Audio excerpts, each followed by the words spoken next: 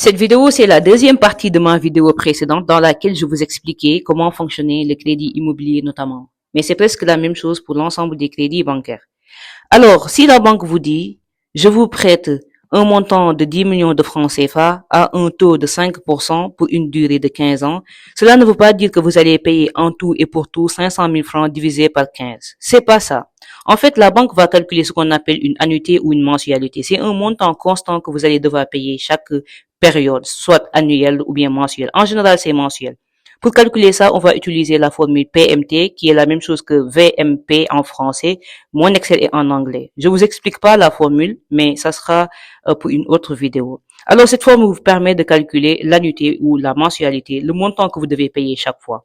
Ce que vous devez savoir, c'est que cette mensualité-là, ou cette annuité, est composée de deux choses. Un intérêt et un remboursement. Donc, un intérêt et un remboursement. Donc, c'est deux parties.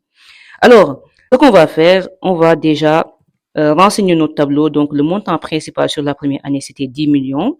Et on va mettre l'annuité. L'annuité, donc, c'est le montant qu'on va payer de manière constante sur les 15 années. Donc, ça, on va fixer et on va copier ça vers le bas. Comme ça, c'est ce qu'on va payer chaque année.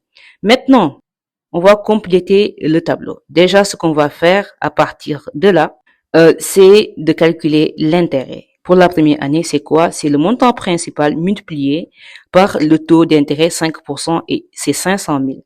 Et après, on calcule notre remboursement. Le remboursement, c'est rien d'autre que l'annuité, ce qu'on a payé en totalité, moins l'intérêt. Alors, c'est ça qu'on a remboursé. Donc, sur les 963 000, 500 000 francs représentent l'intérêt. C'est ce qui rémunère la banque et seuls 463 000 vient diminuer, en fait, notre dette. Donc, on va calculer le capital qui reste à rembourser à la banque.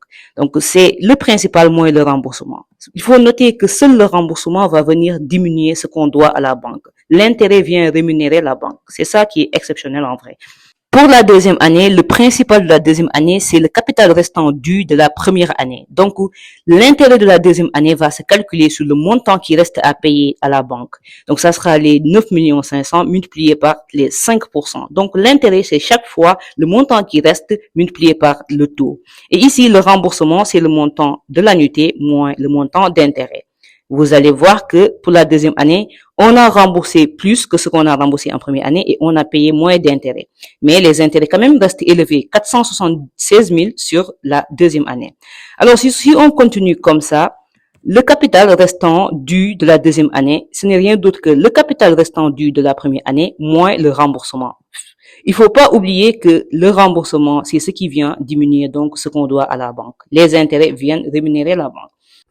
À partir de là, je pense qu'on peut fixer notre cellule de taux. Comme ça, on va juste copier les formules vers le bas parce que c'est la même chose, les calculs restent pareils.